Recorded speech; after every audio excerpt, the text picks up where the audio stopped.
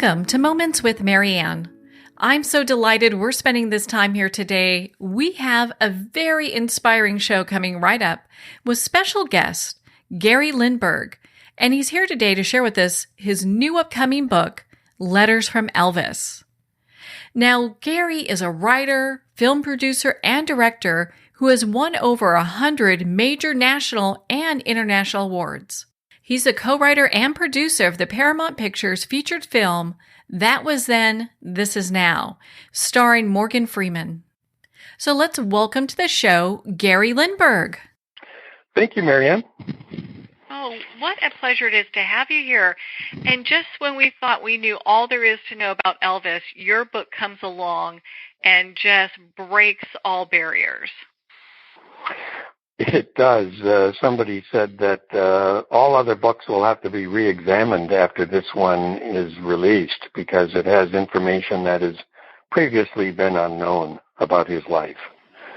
Well, I can easily see that this is the most revealing account of Elvis that there has ever been. I mean, it's got such great detail in it. And so I'd love for you to share with us and our listeners just a little bit about yourself as a writer before we get started, because I know you write other books, and this isn't your first rodeo in writing. No, it isn't. Although I came to writing books rather late in life.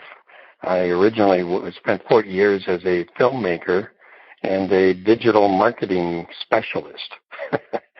And so I did hundreds of television commercials and industrial videos and training shows and sales meetings for companies.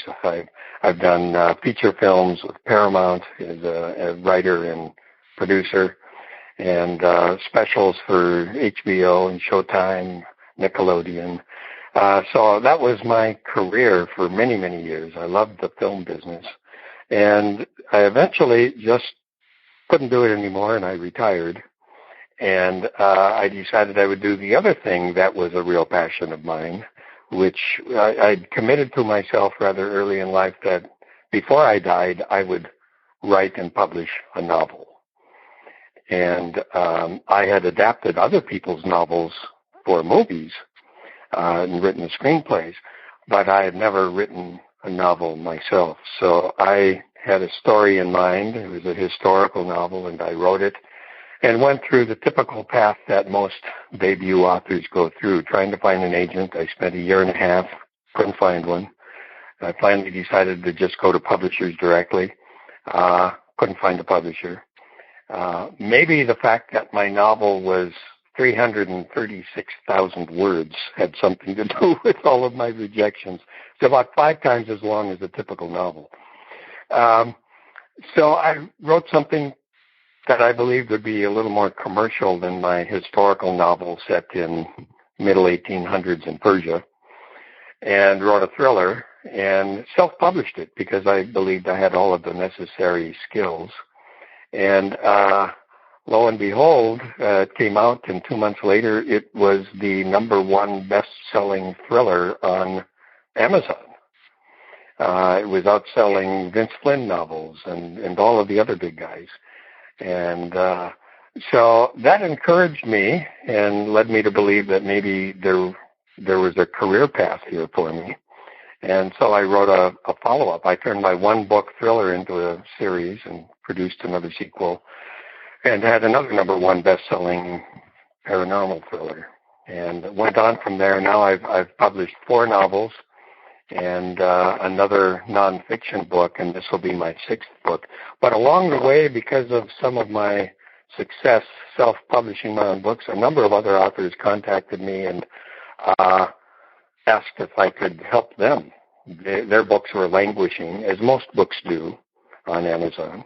And I agreed to help them. I redid their covers and did some editing, and I eventually published their books and did my method of marketing, and their books did pretty well. And all of a sudden, I had become a publishing company. And so now the good news is that because I became a publisher as well, I was able to publish Letters from Elvis, which was also a book that had been rejected by all of the publishers I had submitted it to in years past, mainly because of an entanglement of legal issues. Mm-hmm. Well, and gosh, I mean, there's so much that the Letters from Elvis has in it. It is just packed full of information about Elvis and some other people as well. What inspired you to share these personal letters in the way that you are? Well, when I was first provided the letters and asked to read them and participate in a project to find a way to create a book based on them, I read the letters and was literally shocked. I could not believe the contents. The letters had been authenticated already by a world-renowned handwriting expert. And when I read the content, there were some of the letters where I literally cried. I had tears in my eyes as I read the letters. There was so much emotion pouring out of these letters. And some of the events that were described in the letters were so startling, so shocking, that it was almost beyond belief, except here they were in Elvis's own words and in the words of the letters of the writers of some of the other letters, people like Marlon Brando, Harry Belafonte, and the singer Tom Jones. We had their personal letters as well. Turns out these letters had all been written to a woman named Carmen Montez, who served as the spiritual guide, kind of a secret confidant for all four of these celebrities. And so these people wrote their letters in confidence to Carmen and really poured out their hearts in these letters. And when I became aware of the true story of what Elvis went through in the late 60s and early 70s, a few years before his death, I understood much better why his career in the later years took kind of a nosedive and where he became overweight and heavily addicted to opioids and other things. It all snapped into view, and I thought, boy, it's time for his name and his reputation to be resurrected in the public consciousness. There were very strong reasons for why he had gone through this downward spiral in his later years. And so I thought, when you are made known of information like this that nobody else knows, you have to make a decision. Do I just keep it secret, or do I help make this secret information available to the public so the public can adapt their understanding of this celebrity? And I chose the later path. I'm so glad that you did, because, we look at Elvis, and, over the years in the media and tabloids, he's just gotten such a bad rap, and, all you hear about is, him spiraling kind of out of control with weight and drug addictions and stuff like that. And so it's nice to be able to put some humanness, in regards to what he was going through during that time, so people can really understand. It's a struggle that many people are going through today. That's very true. And, of course, some of the things Elvis was put through at the hands of others was far beyond what most of us have ever been asked to endure. And so it really helps us develop a fuller picture of his life and his career. Yeah. Well, and so why don't we chat about this a little bit? So how did you even get your hot hands on Elvis's letters? How did that happen? Well, I got a call from a gentleman named Bill Mack, who is a good friend of mine. He's also a world-renowned relief sculptor, probably the preeminent relief sculptor in the world. He's in collections everywhere. And he lives in the Twin Cities, where I live. And we had known each other for a long time. My mother, who owned an art gallery, gave him his first break and gave him a show and helped launch his career. And Bill is also a collector of memorabilia, particularly celebrity memorabilia, things like movie costumes and letters written by stars. And so he had gotten involved in this project. The letters existed. He was invited to invest in them. And he eventually saw a book in the letters. And so he called me and asked if I would participate in a project to turn these letters into a book. And so I went to his studio, and he gave me boxes of these letters and said, why don't you just read them, and then you can decide if you want to be involved. And that's when I read the letters and was extremely moved and said, yeah, I want to be involved. The letters themselves, if you're interested, Marianne, how they came about is kind of an interesting story. Mm-hmm. As I mentioned before, Carmen Montez had become the spiritual guide for these four individuals. She instructed them she told them that she greatly preferred that they write to her handwritten letters rather than call her on the phone, or, of course, there was no internet in these days, in the 60s and 70s, so nobody could text or email her, which is our great fortune today, because without that, we may not have a collection of letters like these. But they started writing to her, and it was uncomfortable for Elvis and a couple of the others because they weren't used to writing. In fact, most people know that Elvis seldom wrote anything, even to fans. He had a team of secretaries who wrote things. So to have these handwritten letters, and over 65 of them just by Elvis alone, is quite a treasure. But they wrote these letters to her because she said she could more in-depth get a view of what they were going through, their emotions. So she used some sort of intuitive form of handwriting analysis to get other signals of what they were going through from the writing, and this is why she asked them to correspond with letters. She saved all of the letters.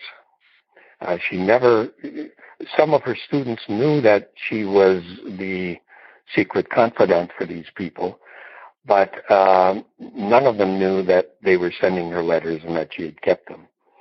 And when she died, her best friend, another woman named Carmen, but Carmen Rayburn,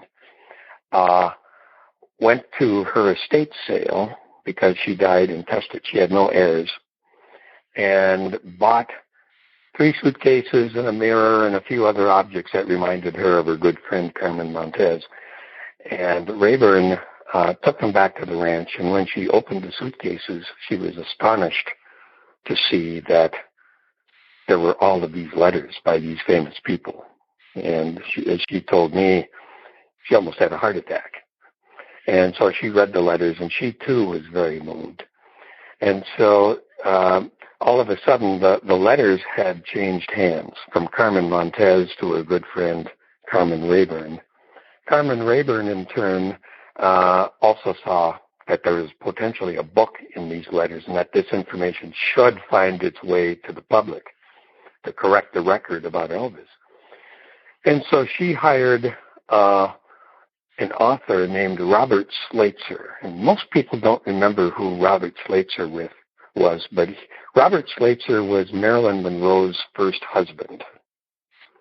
When she first became a star, she had a very good childhood sweetheart named Robert Schweitzer and ran off to Mexico and married him. And they came back to the studio. She was with MGM at the time, and told the studio, and they said, hey, wait a minute, you're our sex goddess. You can't be a married woman. So she had to go back to Mexico, and she and Robert got an annulment a week later. But he legally, for at least a week, was Marilyn Monroe's first husband. And he wrote a book about Marilyn's mysterious death, which was an international bestseller. So I had some writing credentials. He also directed some John Wayne pictures and some other things. By the time that he came on to help to author the book about the Elvis letters, Robert was becoming ill and just was unable to continue. And that's when my friend Bill Mack asked me to come in and assist Bob in writing the book, but he was unable to move forward. And so I eventually took on the role of writing the book. But then we ran into legal snares that prevent the book from moving forward. So 2 years ago, after I became a publisher myself, I decided to take the risks to find a path to moving this book forward. I'm so glad that you did, because it really does set the record straight and is so revealing. It's amazing. And so, it kind of brings me to this Carmen Montez. I mean, we know she was a spiritual advisor and people would write to her, but who is she? I mean, there's not really a whole lot about her out there, I think. There's very little. In fact, almost everything that we know about her, and this comes from my detailed interviews with Carmen Rayburn, her friend, and what she knew, what was from conversations that she had with her friend Carmen Montez. And so how reliable is that information? What we believe is true is that Carmen Montez was born in Spain and emigrated to the United States, although there are no official records of her entering this country. And so it's very possible that she was an illegal immigrant. Maybe today she couldn't have gotten in. But anyway, she came and settled in Los Angeles, and she was an attractive young woman and found her way into the movie industry. And I believe she was in one old movie as a chorus line dancer. It was a musical, and I haven't been able to track down that film to watch it, but I've heard stories that this occurred. But she associated with people in the film industry, and eventually she set up a talent agency to represent some character actors and a couple of stars and some other people to be in movies. And she eventually had an accident, a very serious life-threatening accident. And it changed her life, and she had a religious epiphany and decided to dedicate her life to serving God by helping other people. So she became an ordained minister in the Universal Church of the Master, one of those California churches. And she took it very seriously, and all of her students said she was extremely sincere about her mission to help teach God's truth and to help assist people through the trials and perils of life. I think at some point she found a natural merger between helping people on a spiritual path and pursuing her business interests as well, because she at some point decided to become a movie producer and found a script she liked, and that script eventually she took to a man named Harry Belafonte, who decided to help her get the movie produced, and Harry introduced her to Marlon Brando, and Marlon Brando helped introduce her to Tom Jones, and eventually she found her way to Elvis, and all of them became students of hers. She was very apparently charismatic, and judging from the letters that they all wrote to her, they shared the deepest, darkest secrets that they had and the troubles they were going through, and sought her advice, implored her to help them in very, very emotional and sincere ways. Mm. It's just amazing how a person's path goes to the point where they're then able to, she's working with so many people, and how she eventually also connected with Elvis, and she's working with him as well.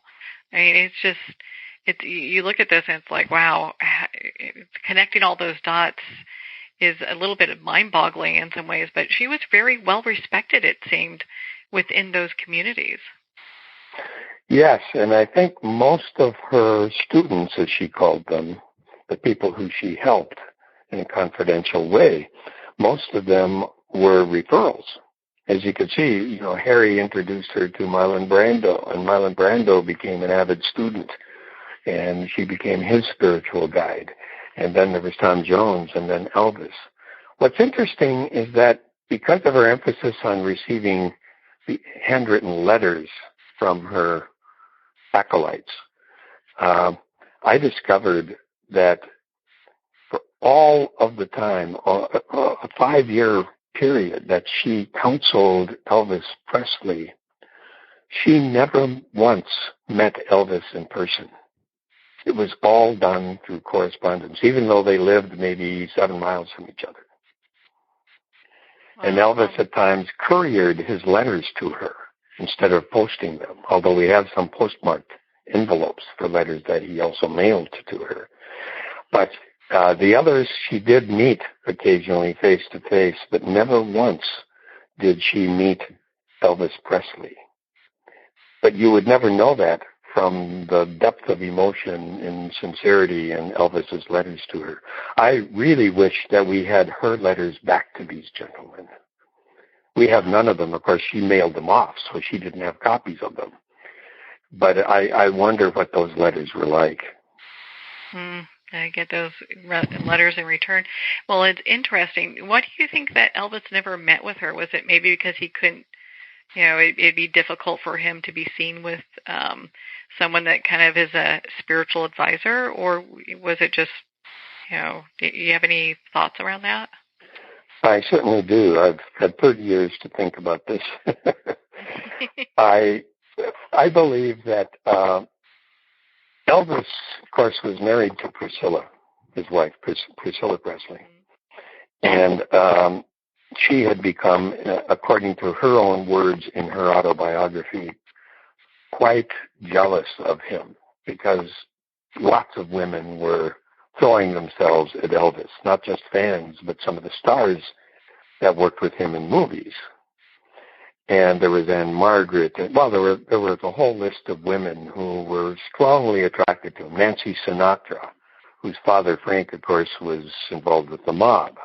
So that was a dangerous relationship for anyone to have.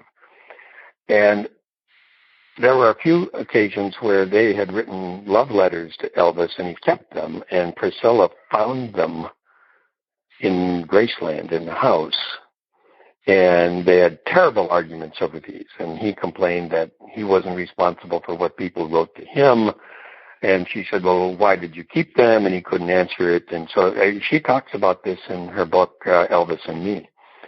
And so I believe that he was probably sensitive, even though there was no sign in these letters that we have from Elvis to Carmen Montez that there was any kind of love interest or sexual relationship or anything like that. It was strictly a spiritual kind of relationship. I think he was afraid that if he kept the letters or even was associated with this other woman from Spain or seen in public with her, or if anybody talked about them being together, that Priscilla would become jealous of this relationship. So he didn't want anybody to know about it. In fact, he talks in his letters about how important it was for their relationship to be kept secret. The fact that he didn't meet in person with Carmen Montez was not because he didn't try. In the book, I talk about an event where he decides it's time for them to meet face to face. He says, I really need to meet you for the first time. I need to meet you face to face. And he is performing in Las Vegas at the International Hotel, where he is a big star, the prime draw in Las Vegas. And he asks his good friend Tom Jones to go and get tickets to the show because they're all sold out. And he doesn't even want to go to the office to get tickets because there's always a mob wherever he goes. So he drives the car and hides out in the car, and Tom Jones runs in and gets the tickets. And, of course, Tom Jones is a big star, too, but not of the magnitude of Elvis Presley. So imagine this scene unfolding in your head where Tom comes out. He's got lipstick on his cheek. Obviously, one of the secretaries in the office was allowed to give him a kiss and ended up giving him tickets to the show. But this is what he had to go through to just get tickets for Carmen Montez.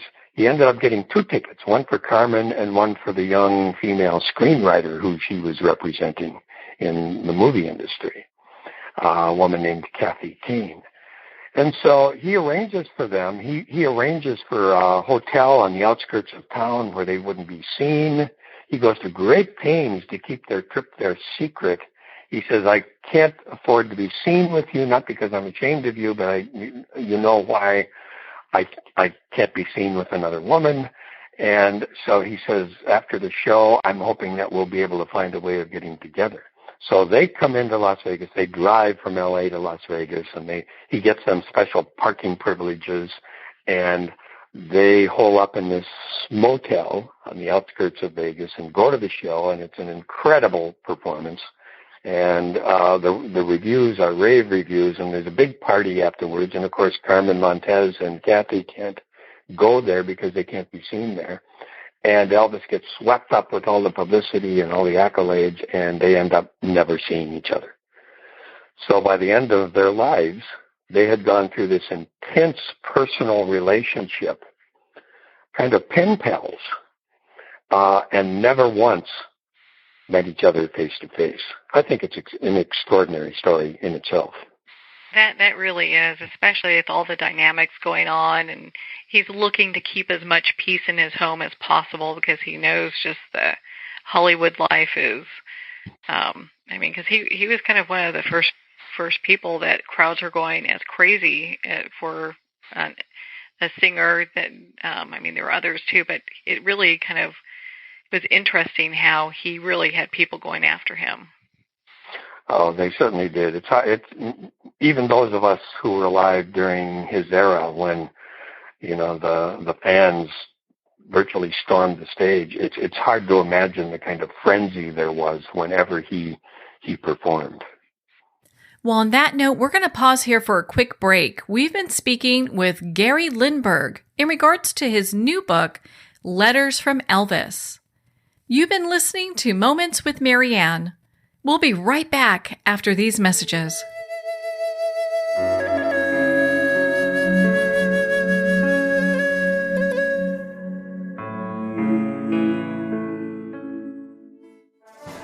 Internationally recognized and award-winning author Judy Goodman works and teaches outside the box of limited thinking. Working with people from every walk of life, her goal is to empower you to be the best you can be, no matter what the challenge is. Born with the gift of seeing beyond our normal vision, she has an extraordinary gift of working with every challenge. Teaching beyond conventional wisdom, her work is described as life-changing. Visit judygoodman.com. That's judygoodman.com.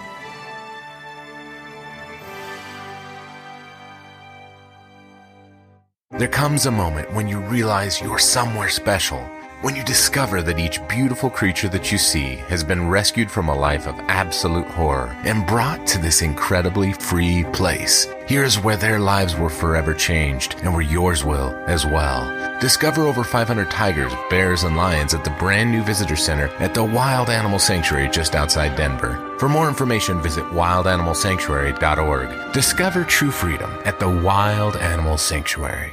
Have you ever had the sense that your thoughts might actually be doing something? Ancient secrets of manifesting have been masterfully revealed in the award-winning book Manifesting 123 by Ken Elliott. For the first time, the author's experiences and stories in this book describe exactly how your thoughts can create anything. You've been doing this all your life, but it's never been fully explained for you until now. Visit manifesting123.com for more information today. Manifesting123.com.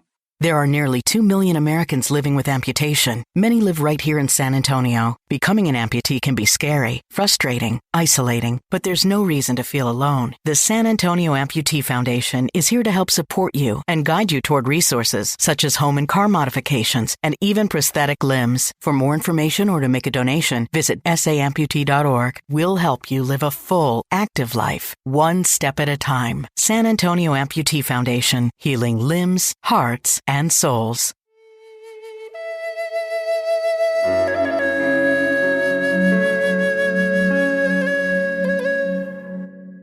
Welcome back to Moments with Marianne.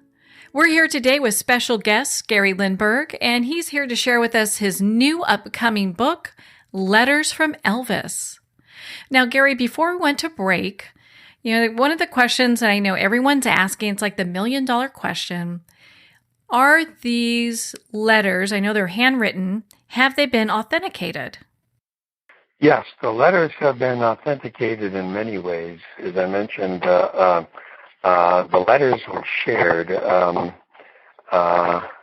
not just from Elvis, but from Marlon, etc., with a world-renowned authenticator of handwriting. His name was Charles W. Sachs, and he ran a company called the Scriptorium. And so he was entrusted with the letters, and he studied them intently and compared them to known exemplars of the celebrity's other known authentic handwriting, and declared with 100% certainty that the letters were authentic, that they were written by the persons who had signed the letters. And so that was as good as you can get with handwriting. Fortunately, the letters were handwritten, so the handwriting could be authenticated. If they had been emailed or texted, we wouldn't have that kind of evidence. So this is about as good an evidence as you can. Elvis, of course, and Marlon are both dead, so they can't testify. But we believe that there's extremely strong evidence that all of these letters are authentic because of that. On the other hand, we have also been able to track down some of the former students who are still alive, students and clients of Carmen Montez, and ask them point blank if they were aware that their spiritual guide, Carmen Montez, had also been the confidant of these celebrities. And some of them were not, but the ones who had been with her the longest all said yes, they knew that. They were not at all surprised because she had mentioned that, although they were not aware that there was a collection of letters that she had retained. So there's evidence that she, from her students, that she actually did know these people. My obsession over the years has been, it's easy for someone to say, well, maybe the letters were forged. Maybe there was a huge plot to make money off of these celebrities and to forge letters from them. And so we spent quite some time and done some other analysis of the letters. And, you know, if you think about it, there are 4 sets of letters. From Elvis Presley, there's over 100 letters from Marlon Brando.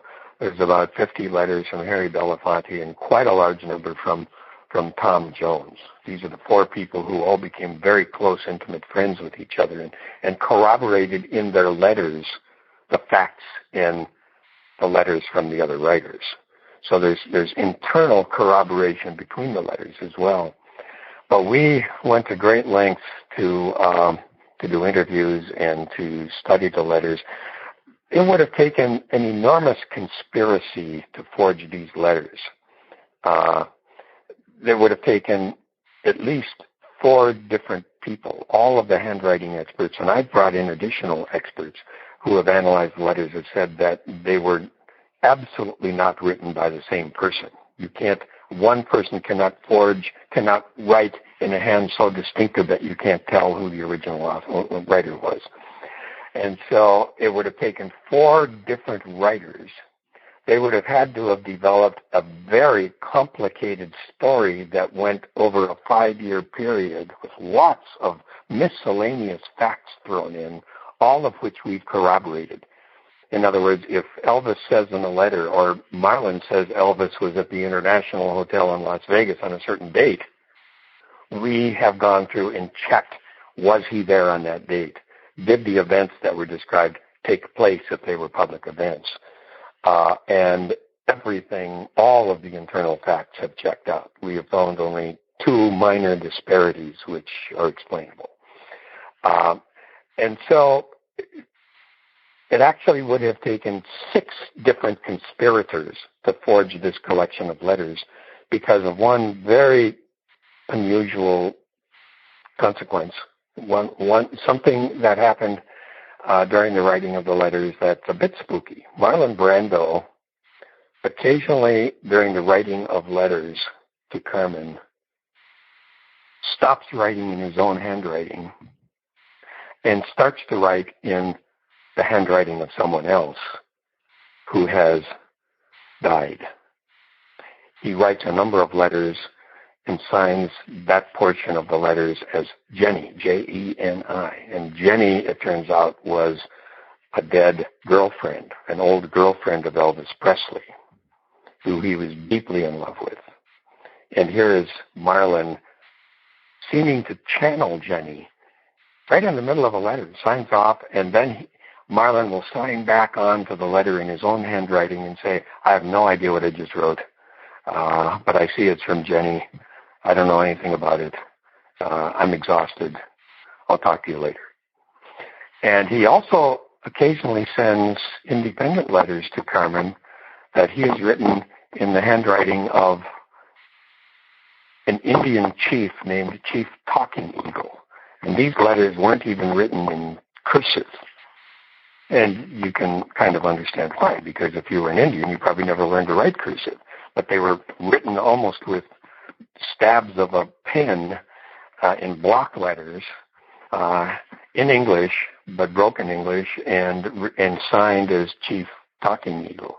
And they reveal some interesting things we didn't even have space to talk about in this book. But it's just fascinating to see the handwriting shift. So we actually had a handwriting, a master graphoanalyst who is also a psychologist, emeritus, analyze the handwriting of these people and determine the personality traits that are exposed by their handwriting, but also to look at these shifts in writing as Marlon shifts into these channeling sequences for Jenny and Chief Talking Eagle. And she told us an amazing thing, which is in the book, and she goes into quite some detail, and we have handwriting samples from the writing where she talks about individual strokes that reveal certain things. And she said, it's clear to me that Marlon Brando was the person who wrote as all three of these people. But the shift in the personality traits revealed by the writing is so profound that it's almost as if he was having a multiple personality disorder. And so something was going on with Marlon. And he had these lapses or feats of channeling or whatever you want to make of it. And everybody will probably come to different conclusions. But it's a fascinating spin on some of the facts that are revealed by the handwriting. But all of the handwriting experts we have brought in and who have analyzed all the parts of these letters have told us there's no way this could have been a conspiracy or forgery. And there's no question that these letters were written by the people who signed them. Who actually did. Wow. And so when we look at the letters, how many in total did you get? Well, not including some simple things like birthday cards and Easter cards that are signed with a little note, but actual substantive letters that were written to Carmen Montez. We have 265 letters. Wow. That's a lot. It must have been a lot to go through and to put everything into chronological order so you can kind of get a sense of what was happening at that time.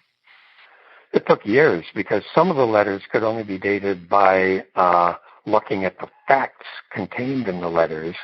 If Elvis said, I just drove from one place to another place in Los Angeles, we had to track down, if he was making a movie during that time, that would be a falsehood, right? That would be a real problem for the credibility of the letters. So we had to check and make sure that all of the minor facts and the major facts in these stories, the ones that could be checked out through public records, were indeed consistent with the factual basis of these letters. And because of those things, we were able to track down the dates that these letters had to be written in. And so by the reference to a particular performance in a venue, we could track down when Elvis was there in that venue. And so we knew that he had to have written this letter after a performance, probably a day or two after, because he says, last night I was performing at, a particular place. And so we were able to date the letters that way. It took a lot of painstaking work, a lot of fact-checking just to date the letters. Some of the letters, fortunately, were dated. So we had a reference date for other letters. And we could tell that one letter would reference another letter. If the reference letter was written on a certain date, the letter that referenced it had to be written at a later date. So we were able to sort of put these things in order. But we had 4 large collections of letters to date. And some of the facts and some of the storylines revealed in the letters made absolutely no sense. It was ununderstandable until the letters were put in proper sequence. Then all of a sudden, some of the information became really clear. So it was investigative work. It sounds like a lot of investigative work. It's a good thing that you have the background that you do, that you're able to kind of piece all this together. Yeah, I didn't intend for it to take so long, but because of the legal entanglements, we had time to sort of go over, and we just kept peeling back the onion, as they say. And as we organized the letters and reorganized the letters based on all of this information, it's amazing how little interesting tidbits of information would pop out that hadn't even shown itself until we got the sequencing correct. And that's why I believe that's another compelling reason why it would have been so hard to forge these letters. Not only the number of people who would have had to participate and then stay quiet for all of these years, but also because, wow, as a novelist and a person who has written some very complicated thrillers, I could not have created a story like the one revealed in these letters with all of the miscellaneous facts and references. It would have been impossible, especially since all of them were supposedly based on historical facts. Wow. Well, and you can piece them, like you're saying, you can piece them all together based off what they're talking about at the time, the different events and concerts and things like that kind of give a better idea of what's happening, to Elvis during this time. Because, I mean, it's really intimate details about his life that most people will never even hear had you not written this book. That's right. And so, I keep talking about the legal entanglements. One of the biggest one, of course, was copyright infringement. Mm-hmm. So once you make a determination that letters are authentic, the way that copyright laws work is essentially what prevented us from publishing the letters, putting them out there in a book. It would be illegal to do so because if Marianne, if I write you a letter, you own the physical document that I sent to you. You can do anything you want with it. If I become famous, you can sell that letter with my signature on it and make money. It's yours. You can display it. You can burn it if you didn't like my letter. But you can't publish the contents, word for word, the contents that were in that letter, because the copyright to the content of the letter is owned by the person who wrote the letter. So I still own the words that I wrote. Mm-hmm. So you can't put them in a book, you can't quote them, you can't do anything with them without violating copyright, which I own. And if I die, my estate owns that copyright.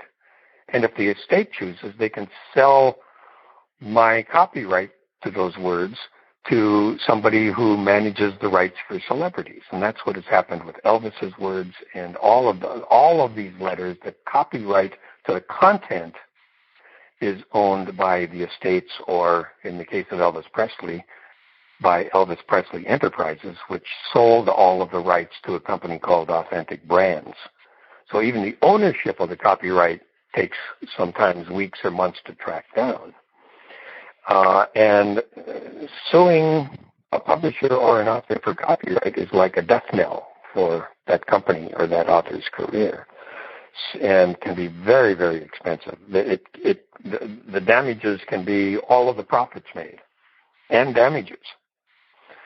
So this is something that had to be taken very seriously, and is one of the reasons that all of the big publishers who we took this book to back in the 90s wanted to publish the book very badly, but they eventually turned down the opportunity because they believed they would be sued by the Elvis Presley people, and they would spend the next 3 years in court, and it would cost them a fortune, and they would not win anyway because it's impossible to win a copyright suit. So this became a barrier, but there are other layers of legal issues related to this material. There's rights to privacy. Even though these people are celebrities, they still have, or their estates have, some rights to privacy. Now, the good thing is, for those who have died, their privacy rights expire upon their death. So Elvis doesn't have privacy rights. Marlon Brando does, but Tom Jones and Harry Belafonte, who are principal characters in this tale, do have privacy rights. And there's also rights to publicity, which all of them, even the dead celebrities, have. We can't use their names in a way that violates the publicity rights that various parties own over the name Elvis and over what we can use to imply endorsements and all kinds of things. So as you can see, we have spent tens of thousands of dollars on lawyers trying to determine what can we do, what can't we do, is there a way that we can reveal some of this information. And we eventually, last year, believe we found a path to writing this book in a way that is legally sound. We can still be sued, but we believe we would prevail. And we don't intend to violate any laws. We want to do this in an honest, legal way. But we are completely dedicated to get this story told to the public at last. Well, I think you do have such a dedication to set the record straight about Elvis's life, where it's not what people are used to seeing in the tabloids, like we talked about earlier, where he's overweight and he's having issues with drugs and things like that. It gives a more honest version of him. Probably the most revealing, I think, that's been out, because no one's really set the record straight on that. Yes, and one of the other challenges we had is that there is some material in the book which is so sensational, so startling, shocking, and explosive that it's hard to deal with it in a sane way without turning the book into kind of a version of the National Enquirer. There's material and in these cases of things that were done to Elvis, we have taken the risk of naming names of the people who did some of these things. And so we have put a lot of detail into these accounts, but they're hair-raising events. And he was physically damaged, and he was hospitalized after some of these events, and almost died at one point. And a few months after one of these events, he attempted suicide. It's heart-wrenching to read these things in the letters. But it's understandable how he became reliant on painkillers. He never really used street drugs like cocaine. He was dead set against that, and he preaches against it in his letters. He said, I don't want to be one of those, he calls them hopheads. But he did use opioids, painkillers, and clearly became addicted. But it's understandable after reading the accounts of some of the damage that was done to him, why he suffered from acute pain for the rest of his life. It's interesting. Here we are going through an opiate crisis ourselves, and people were dealing with it back in the day, and no one, it wasn't really talked about. People didn't know how to address it. So, I think there's a lot more compassion now than there was probably 20 or 30 years ago. I think you're absolutely right, Marion. I think that in some ways, Elvis became a poster child for opioid addiction, although it was long enough ago that he's seldom linked to it these days. The thing is that many people rely on painkillers prescribed by doctors to relieve them of acute pain. And certainly Elvis went through terrible pain for many years, including his last years of performing.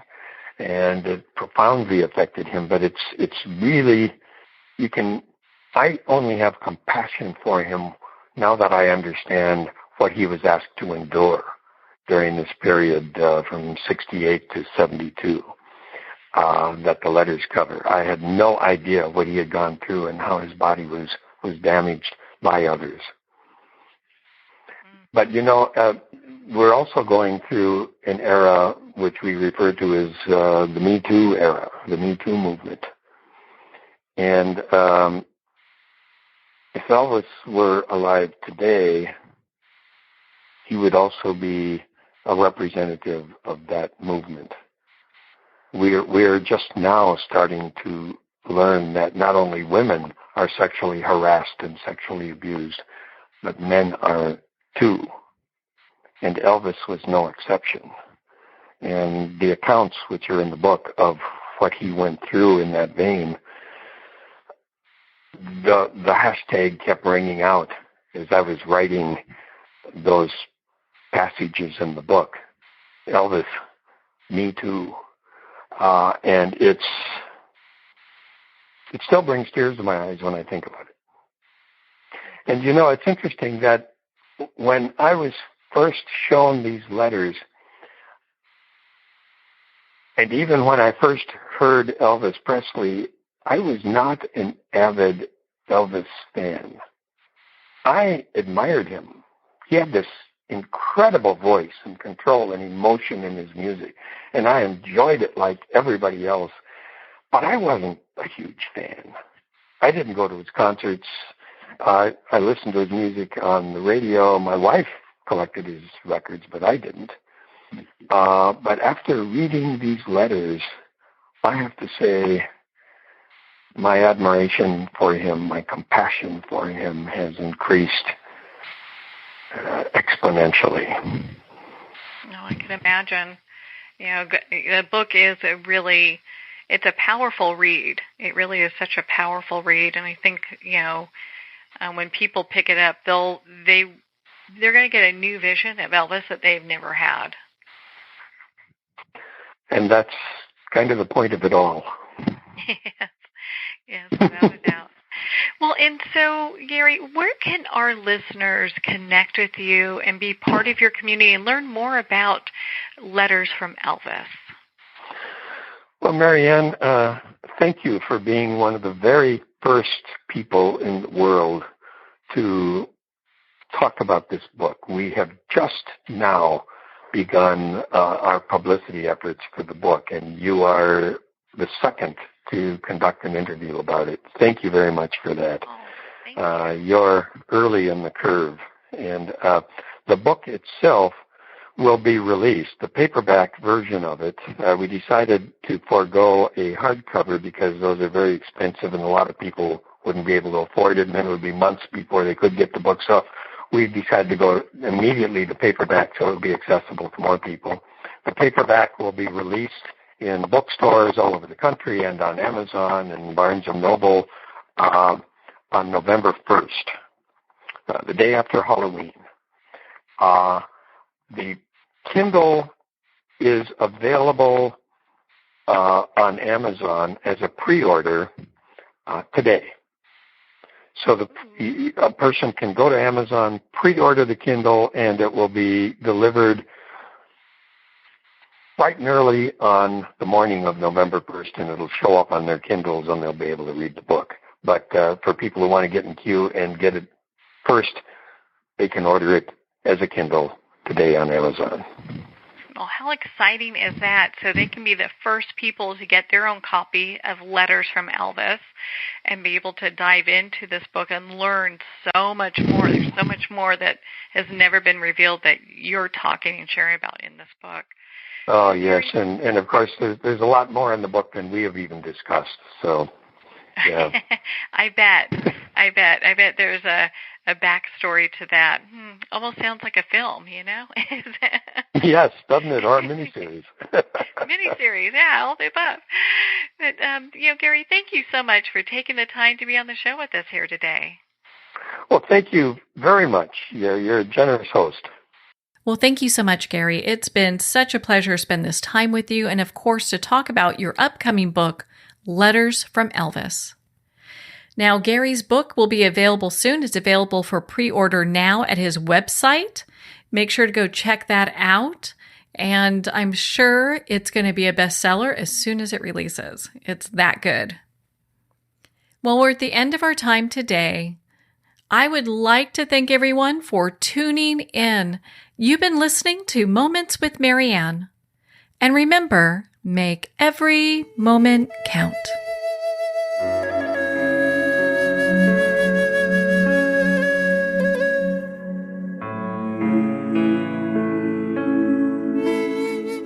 In a single moment, your life can change. Moments with Marianne is a transformative hour that covers an endless array of topics with the best of the best. Her guests are leaders in their fields, ranging from inspirational authors, top industry leaders, and business and spiritual entrepreneurs. Each guest is gifted and a true visionary, a recognized leader in her own work, and while teaching others to develop, refocus, and grow, Marianne will bring the best guest and sometimes a special surprise. Don't miss this. You never know just which moment will change your life forever. Moments with Marianne airs every Thursday, Friday, and Sunday at 8 p.m. Eastern, 6 p.m. Mountain Time. Make sure to tune in and visit momentswithmarianne.com for more information.